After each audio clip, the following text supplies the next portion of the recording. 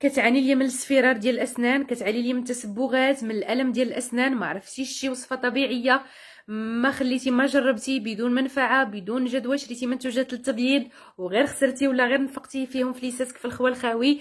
اليوم جبت لك الحل ديالك، ما غتنفقي ما غتخسري، فقط مكونات من المنزل ديالك ولا من المطبخ ديالك غادي يبيضوا لك الاسنان ديالك ويرجعوهم بويض كيهبلوا بدون ريحه كريهه، بدون صفرار، بدون جير، وبدون اي مشكل ان شاء الله، ولو 1% ما غاديش يبقى. وصفه سهله التحضير، وصفه بسيطه ورائعه للغايه، غتعجب ان شاء الله الكبار والصغار، فهي صالحه حتى لاطفالكم الصغار، وترجع لكم الاسنان ديالكم بويض كما كتلاحظوا في لي فيديو اللي خليت لكم.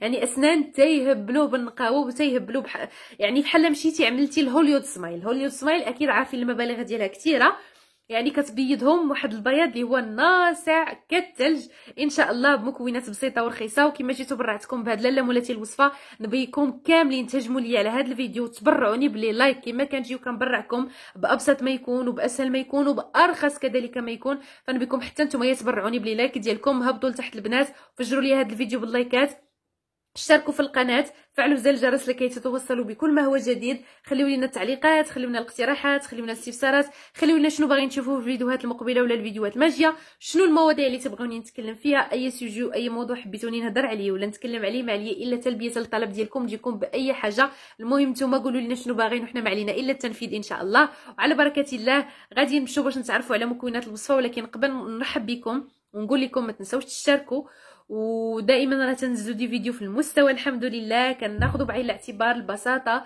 كناخذوا بعين الاعتبار الوصفات اللي هي رخيصه، الوصفات اللي هي في المتناول ديال الجميع، يعني كل شيء جرب وكل شيء لقى استحسان، ولقى الاشياء اللي هي زوينه، الاشياء اللي هي بسيطه ورخيصه كذلك. فهاد الوصفه هذه يعني من اروع ما يكون ومن ابسط ما يكون، يعني صالحه للنساء للرجال والوليداتكم صغار، بدون ملح، بدون بيكربونات صودا، وبدون حامض، يعني حتى الحامض ما درتوش لكم. لانه بزاف البنات تيقولوا لي حاولي ما ديريش الحامض لاننا عندنا بنيتات صغار اولا عندنا وليداتنا صغار، بغينا نجربوا لهم هذه الوصفه، ولكن خفنا عليهم من الحامض، خفنا عليهم يعني من بزاف المكونات. هذه المساله البنات راه خديتها بعين الاعتبار، ويعني جيت لكم بوصفه زوينه غتعملوها نتوما الكبار وحتى الصغار.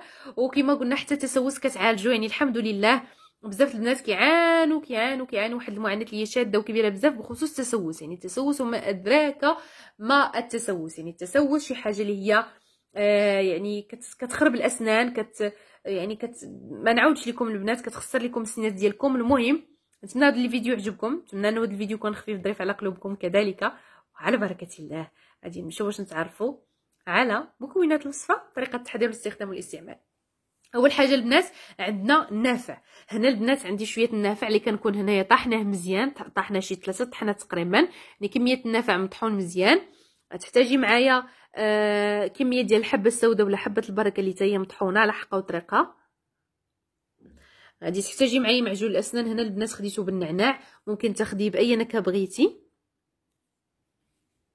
بالنسبه للنعناع يعني كيعطيك واحد الفخاشه كذا زوين صراحه، يعني طري. تحتاجي معايا خل تفاح، هذا انا خديت ديال ستار، انت خدي ديال اي ماركه. وغتحتاجي معايا كميه ديال القرنفل، يعني هاد الوصفه مليئه غير بالاعشاب، كميه نتاع القرنفل وكميه ديال الكركم فقط، يعني هادشي اللي كاين، يعني ابسط ما يكون هي هاد الوصفه هذه. فيها هي البنات 6 المقادير: كركم، قرنفل، خل، التفاح، معجون الاسنان، حبه سوداء، والنفع او الشمر. النفع او الشمر غزال لته، يعني البنات اللي نسيت ما ذكرتش يعني واحد النقطه يلا تذكرتها دابا، اللي هي كتخص اللته. بزاف البنات يعانوا من مشكل اللته، ما خلاو صراحه ما جربوا، وبدون منفعه وبدون جدوى، يعني اللته عندهم تضرر بزاف. فانا بغيت نقول لكم هاد لا غوسيت ان شاء الله غادي ديروها ولا تعملوها للسنان ديالكم، راه برا، يعني وصفه بكل ما في الكلمه من معنى، ان شاء الله غتعجبكم وغتنال الرضا ديالكم. المهم هادشي اللي كاين دابا. غادي ندوزو باش نتعرفوا على يعني طريقه التحضير. حنا دابا تعرفنا على المكونات، ولكن بقات لنا طريقه التحضير. على بركه الله غناخذوا معلقه ديال الحبه السوداء،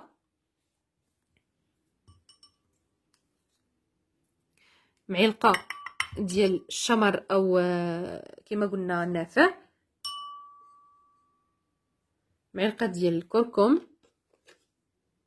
معلقه ديال القرنفل. يعني شوفوا ما شاء الله الالوان، الاسود مع البرتقالي مع الاخضر ومع يعني الماغون يعني اولا القهوي، يعني الوان صراحه زوينه، يعني مكونه عفوا وصفه مكونات يعني مختلفه وباعشاب زوينين، يعني كل وحده واللوين ديالها. انا صراحه كيحمقوني الالوان.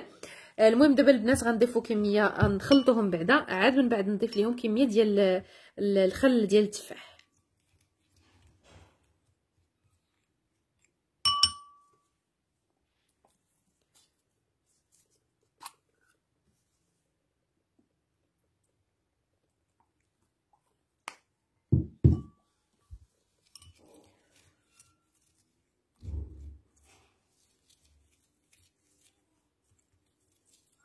من بعد ما ضفت كميه ديال الخل ديال التفاح غادي نضيف كميه ديال معجون الاسنان. هنا هذا قلت لكم نديرو بالنعناع، شوفوا اللون ديالو اخضر يا البنات كيهبل وريحته عاودت لكم غساله يا البنات كتحمق. انا صراحه النعناع يعني النكهه ديالو كتحمقني صراحه، يعني كتعجبني بزاف. نتيا كيبقى لك يعني الذوق، يعني ممكن ديري مثلا نعناع، ممكن ديري اي حاجه بغيتي. هنا زدت واحد شويه ديال الخل ديال التفاح.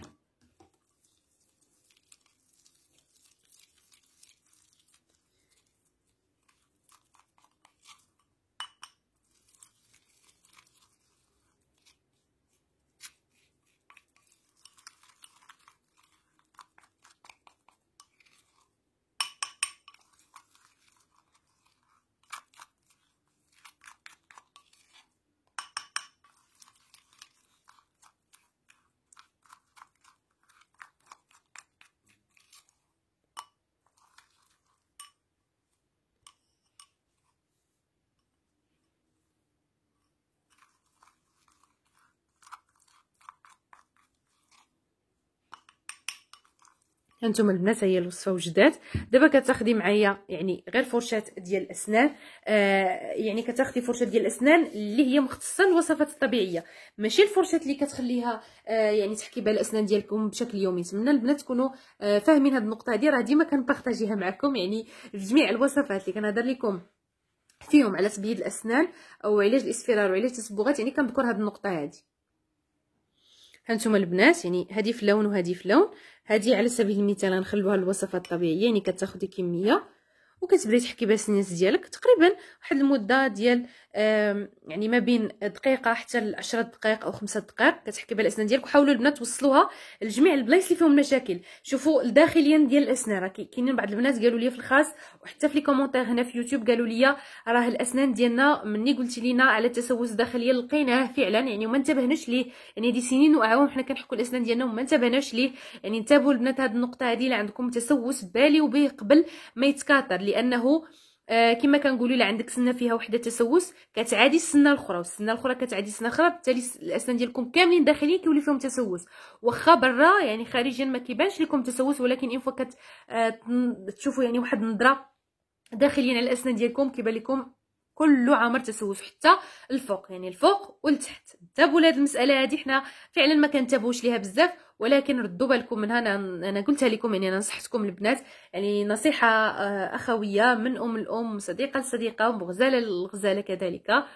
فشكرا لكم البنات. هذه الوصفه صالحه حتى للرجال، يعني ممكن يديرها الزوج ديالك، الاخ، الاب، العم ديالك، وكذلك حتى الاطفال الصغار. ثاني خطوه كتاخدي هاد الفرشه واحده اخرى اللي هي مثلا باللون الاخضر، وكتخليها مثلا تحكي بها السنين ديالك. كتاخدي من هاد المعجون كميه وتبداي تحكي بها هكذايا الاسنان ديالك تقريبا واحد المده يعني ديال دقيقه ولا 2 دقائق. وما نساوش بعد كل وجبه رئيسيه، الغداء، الفطور، اللومجه والعشاء، خصوصا لا تناولنا اللومجه يعني في وجبه اللومجه الصلصات او خدينا الوجبه السريعه، يعني نحاولوا نحكوا الاسنان ديالنا من بعد مباشره باش نحافظوا عليهم ما يصفروش ما يتسبغوش وما يكونوش فيهم بزاف ديال المشاكل. هادشي اللي كاين. هذه هي الوصفه ديال اليوم، بسيطه خطيره وفي نفس الوقت اقتصاديه.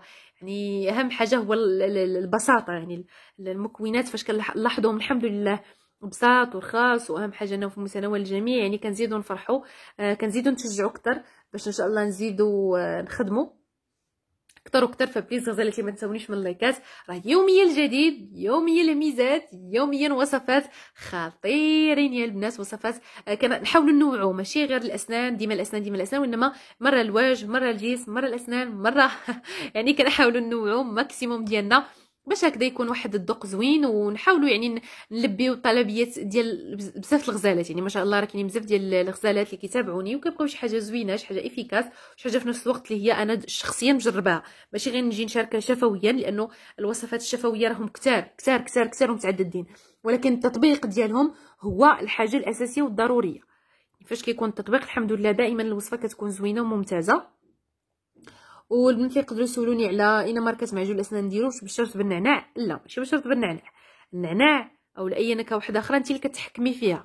كاين النعناع، كاين يعني الفريز، كاين الخوخ، كاين المشماش، كاين العادي، كاين فليو، كاين بالفاخر، كاين بزاف ديال النكهات، وانتيا اللي كيبقى لك الاختيار الاول والاخير. الا بغيتيها بالنكهه بغيتيها بالنعناع كديرها، ما بغيتيش بالنعناع ما كديرهاش. هادشي اللي كاين البنات، وهذه هي الوصفه. نتمنى بليز بليز بليز بليز البنات تشجعوني باللايكات، ما تبخلوش عليا باللايكات، ديروني اختكم. وفعلا انا راه الاخت ديالكم، يعني الحمد لله اي سر من الاسرار كنجي نبارطاجيه معكم في ساعه. يعني غير كنجرب الوصفه كتبان لي النتيجه واخا غير 50 او 60%، كنجي شاركه معكم اوتوماتيكمون في لاشين ولا في القناه ديالي وديالكم اللي هي وصفات للجمال مع الهام. حنا دائما مستمرين، والعائله ديالنا ان شاء الله ما شاء الله سيره كتكبر يوم على يوم بكم اكيد. فشكرا لكم على دعمكم، على المساندة ديالكم، على التشجيع ديالكم. اي تساؤل اي استفسار خليوه لي في التعاليق ولا في لي كومونتير.